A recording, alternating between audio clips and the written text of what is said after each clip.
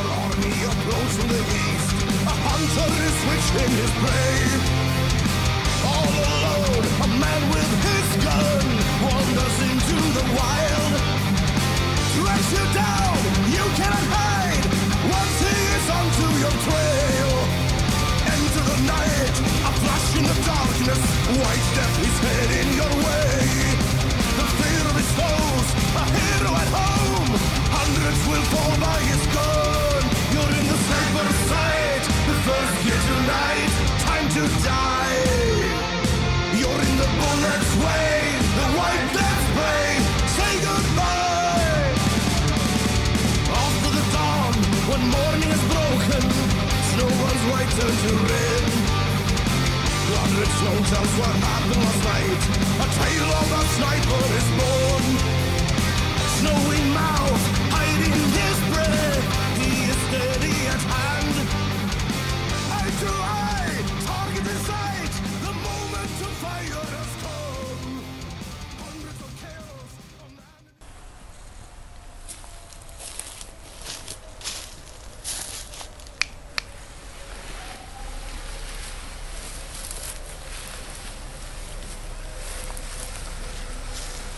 Здравейте, вие сте с видеоканала на магазин Штурм.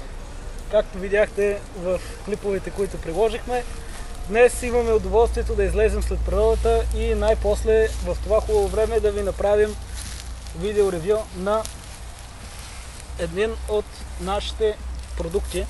Аз съм 4 много глас. Това е гиле костюм, както вече видяхте. Един доста по-особен модел от другите. Има доста съществени разлики и е доста по-напреднал от страна на качество, изработка и материали от своите предшественици, които са направени от конци. Сега, първо, цялостната изработка на гиле костюма, както след малко ще покажем, е изработен от много финна полиестерна мрежа. Тоест, самия гиле костюм е предвиден да бъде облечен върху вашите дрехи, най-добре върху някакво термобелье, което да ви предостави максимална циркулация на въздуха отдолу, което, нали, за да диша. Мрежичката е много финна и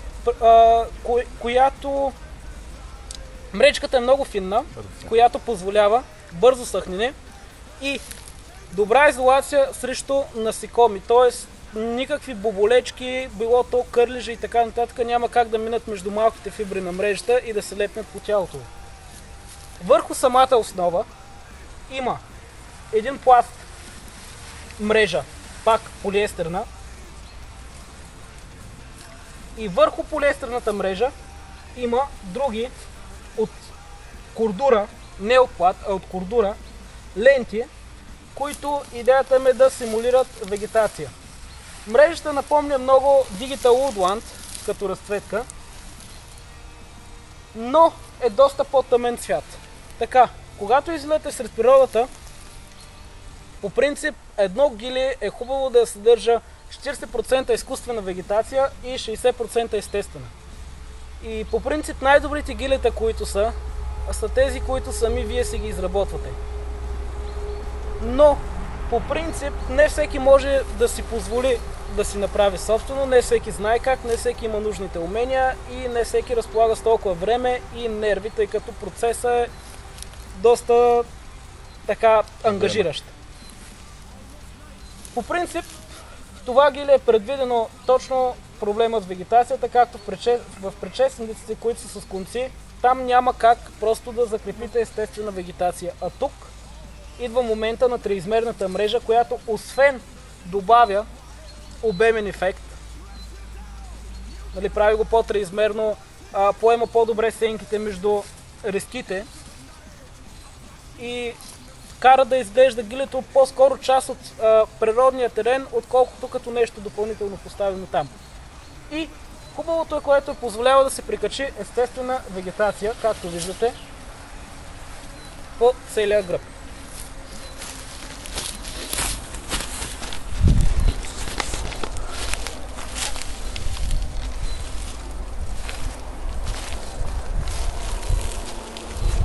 Сега, Както виждате, съм накачил вегетацията отзад. Това е заради целта, в която ползвахме примерно гилето днес.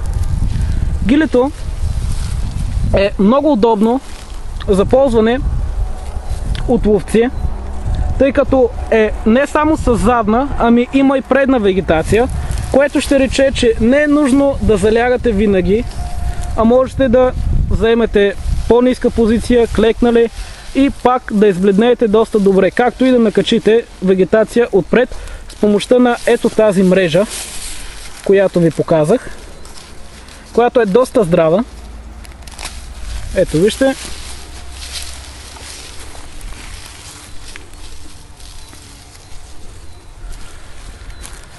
Така, гилето е разделено на две части. Долнище и горнище с качулка.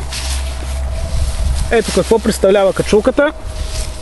Виждате, качулката идва с два доста големи шала, странични, които с тях можете да камуфлирате вашата пушка или оръжие без проблем.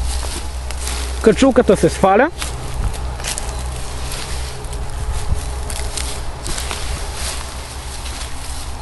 И сега ще ви покажем какво представлява горната част, нали, основата на гилето.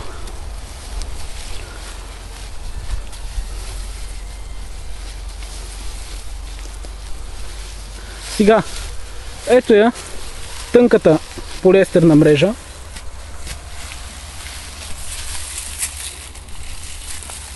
Ето върху самата тънка връхна мрежа. Ето я и самата дебела мрежа, която вече играе ролята на камуфлаж. И ето ги кордурените лентички. Вземете на предвид също поради изработката, липсата на конци, канапени влакна или памучни конци по цялостната изработка на гилето. Гилето не съдържа влага, не се мокри, ако се намокри изсъхва бързо и не се залепя толкова подраки, трънаци, лепки и нежелани, нали, елементи. Има велкро стяжки на ръкавите, което е добре, ако плюс ластик, което е добре, ако носите ръкавици, по-лесно да си затегнете, за да не ви влизат разни боболечки или нежелани гости в гилето. Сега, панталоните, гилето е на размери. Нали, както са си стандартните размери, започват от S, L, XL, XXL, XXL, нали, тъй като е по-скоро направено, нали, като връхни дрехи, а не като един размер пасва на всичко. Сега, панталоните, перфектно, панталоните са тип гъщеризон с презрамки, с ПВС катарами с двойно закопчаване, за да се осигури едно по-лесно слагане, по-лесно събуване при тях. Ето имате престяжка и копче, нали? Копче, за да стигнете вече до същинския панталон или термобельо. При нужда много лесно се сваля, много лесно се обува.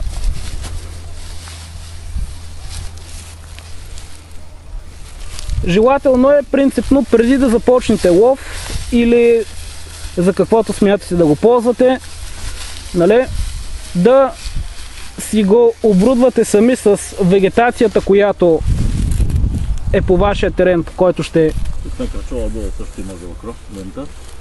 извършвате. Ето да, на кръчола има също велкро лента с допълнително велкро разширение за настройка. За по-лесно обуване и събуване. Както казвах, е хубаво сами да си, преди да го обличете, сами да си го реконструирате на базата на терена с естествена вегетация, за да може да постигнете по-добър ефект на него. Така че да го облечете просто, нали, да си облечете само гилето и да легнете някъде, пак ще постигнете някакъв ефект на прикритие, но просто по-скоро ще приличате на чубака в природата, отколкото реално да се камуфлирате. Примахването на естествената вегетация става след това много лесно. Нещо допълнително, което мога да ви кажа, при тези, които желаят още по-здрав ефект на закрепване, специално на панталоните, когато извършвате по-бързи движения и пада, можете да си вземете еластици, от които да ги навържете по самото гили. Ето, и на тях вече да закрепяте вегетацията. Откачането става лесно, просто издърпвате. Повече подробности за този продукт в долу посочения линк. Вие бяхте с видеоканала на магазин Штурм. Благодаря ви, че бяхме заедно. Надяваме се отново да ни посетите. Довиждане и до нови срещи!